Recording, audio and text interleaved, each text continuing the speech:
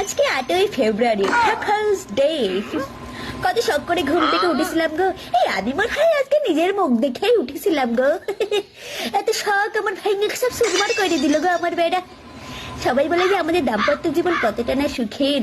সুখের হবে না, আমরা দুজনে তো দুজনের কাজ ভাগাভাগি করে করি। হ্যাঁ, যেমন ধরো আমি রান্না করি, আমার বেটা খায়, আমি পায়খানা পাত্র পরিষ্কার করি আর ও গিয়ে সুন্দর করে হাগে, আমি ঘর দুয়ার পরিষ্কার করি আর ও নোংরা করে, আমি জামা কাপড় কাছি আরো পরে। এত ভালোবাসে আমাকে, এত ভালোবাসে, এত ভালোবাসা আমি রাখি কোনখানি, আমি তো বাটিতেও ধৈর্য রাখতে পারি না, এত ভালোবাসা। তাও মাঝে মাঝে মনে হয় আমার বেডার ভাগে মনে হয় একটুখানি দাম বেশিই পড়ে গেছে।